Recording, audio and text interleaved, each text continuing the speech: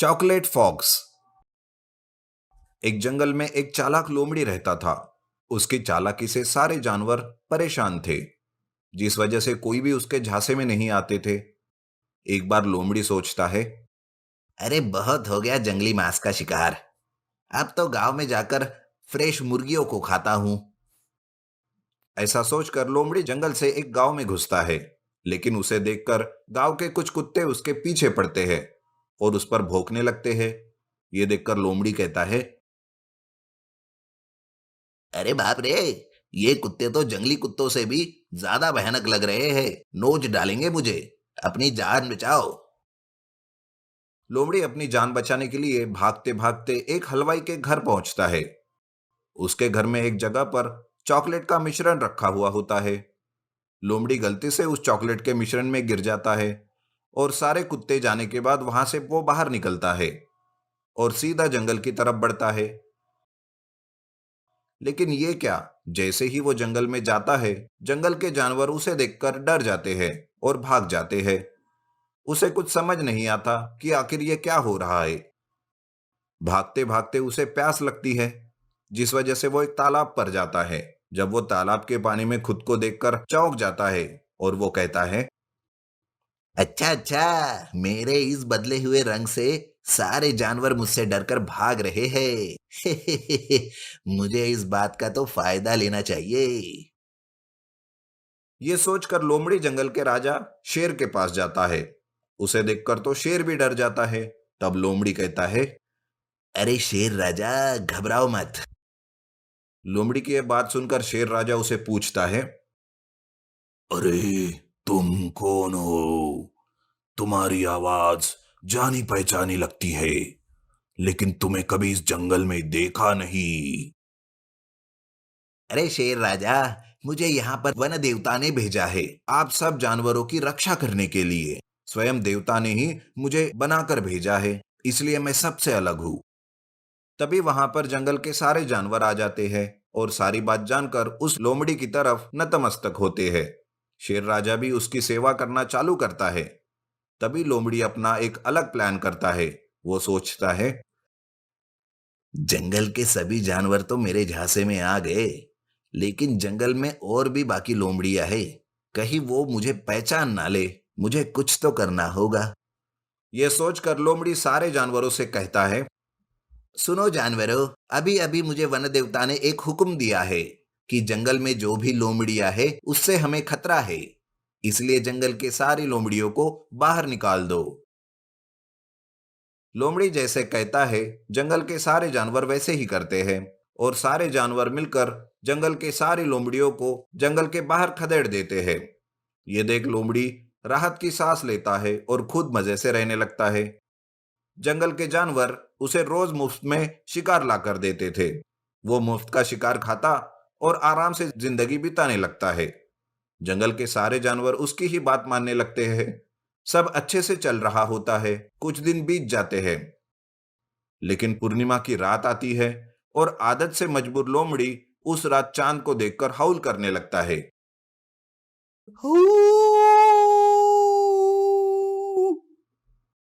लोमड़ी की हाउल की आवाज जंगल के सारे जानवर सुन लेते हैं। शेर ये सुनकर कहता है, अरे ये क्या है? हमने तो सारी लोमड़ियों को जंगल से भगा दिया है, फिर ये कौन सा लोमड़ी बच गया? सारे जानवर ठीक से देखने लगते हैं। तब शेर की नजर चॉकलेट लोमड़ी पर जाती है। लोमड़ी हाउल करते रहता है। उसे देखकर शेर राजा कहता है, अच्छा अच्छा, तो ये बात है। ये तो वही चालाक लोमड़ी है जो हम सबको उल्लू बना रहा है। सारे जानवर शेर के कहने पर उस लोमड़ी को पकड़ते हैं और उसे पकड़कर तालाब में फेंक देते हैं। देखते ही देखते लोमड़ी के ऊपर लगा हुआ सारा चॉकलेट का रंग निकल जाता है और लोमड़ी का भेद खुल जाता है। फिर क्या, सारे जानवर उसे बाहर निकालकर खूब पीटते हैं और उसे भी जंगल से बाहर निकाल देते हैं। कौवा और हाथी। एक बार एक बड़ा जंगल था। वो जंगल इतना विशाल और सुंदर था कि उस जंगल में कई सारे जानवर रहते थे। एक हाथी एक पेड़ के नीचे बैठकर कुछ खाना खा रहा था और सोच रहा था, इस पूरे जंगल में मैं सबसे बड़ा जानवर हूँ। मुझे इस पर गर्व है। कोई जानवर मुझे खा नहीं सकता। इसी तरह हाथी वहां से आगे बढ़ गया। तभी उस हाथी के सामने एक गधा आ गया। हाथी ने कहा, अरे गधे, क्या तुम मुझे नहीं देख सकते? तुम मेरे सामने आ रहे हो। ओह मेरे हाथी, मैंने क्या गलती की है? अरे गधे, मुझसे इस तरह बात करने की हिम्मत कैसे हुई? क्या तुम जीना नहीं चाहते? अब मेरे साथ झगड़ा क्यों कर रहे हो? मैं अपने रास्ते में जा रहा हूँ। आप जानबूझकर बहस कर रहे हैं मुझसे। क्या बात कर रहे हो? मैं इस जंगल का राजा हूँ। मेरे साथ तर्क? हालांकि मैं गंभीरता से कह रहा हूँ। इस जंगल का राजा शेर है, तुम नहीं। अगर शेर ने आपकी बातें सुनी होती तो आप जंगल से बाहर हो जाएंगे। शेर मेरे आकार का सिर्फ चौथाई हिस्सा है। वह इस जंगल का राजा कैसे हो सकता है? मैं सबसे मजबूत हूँ और इस जंगल में सबसे बड़ा जानवर हूँ। मैं वही हूँ जिसने आपके शेर को राजा बनाया है। तब गधा हंसा और बोला, क्या क्या शेर राजा आपसे डर गए? तुम मुझे गुस्सा दिला रहे हो। मैं तुम्हें दिखाता हूँ कि मैं क्या हूँ। फिर हाथी ने अपनी सूंड से गधे की गर्दन को पकड़ा और फिर गधे ने कहा, मुझे छोड़ दो, कृपया मुझे छोड़ दो, मैं सांस नहीं ले पा रहा हूँ। फिर मुझे बताओ कि मैं इस जंगल का राजा मैं हूँ, फिर मैं तुम्हें छोड़ दूंगा। ठीक है मेरे भगवान, मैं स्वीकार करता हूँ कि आप इस जंगल के राजा हैं। फिर तुरंत हाथी ने गधे की गर्दन को छोड़ दिया। इस जंगल में सभी जानवर को एक ही बात बताओ। इस प्रकार हाथी ने गधे को भयभीत कर दिया और गधे को वहां से भगा दिया। एक पेड़ के ऊपर से ये सारा दृश्य को देखने के बाद एक कौवे को लगा कि इस हाथी को इस बात का एहसास करना ही होगा। कौवा हाथी पर खड़ा हो गया। अरे कौवा, मुझसे दूर हो जाओ। यदि नहीं तो मुझे नहीं पता कि मैं क्या कर सकता हूँ। तुम मेरा कुछ नहीं कर सकते हो। तुम्हारा अभिमान क्या है? अब मैं तुम्हें दिखाता हूँ कि मैं क्या हूँ। फिर हाथी ने कौवे को अपनी सूंड से मारने की कोशिश की, लेकिन उसकी सूंड ने कौवे को नहीं छुआ।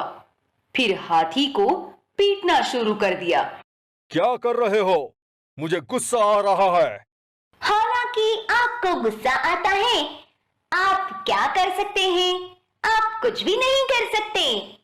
कौवे ने हाथी को विष्णु रूप से काट दिया। यह तुम्हारे लिए अच्छा नहीं होगा। फिर हाथी तेजी से भागा और मुश्किल से पेड़ से टकराया। फिर भी हाथी को कौवा काटे चली। फिर हाथी चिढ़ गया और फिर वह बड़ी चट्टान से टकराया। बाद में हाथी बेहोशी की हालत में नीचे गिर गया। तभी कौवा हाथी के सामने आ गया। तुमने मुझे इस तरह क्यों परेशान किया? आपको ये महसूस करने के लिए कि इस जंगल में आपसे बड़ा कोई दूसरा जानवर नहीं है। आपने दूसरे जानवरों को परेशान करना शुरू कर दिया, लेकिन आप मुझे परेशान करने में असमर्थ हैं। हालांकि मैं सिर्फ आपके एक पैर की उंगली जितना हूँ।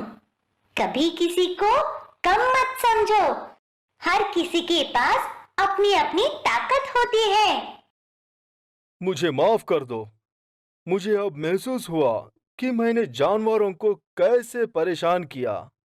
इससे हाथी को पछतावा हुआ।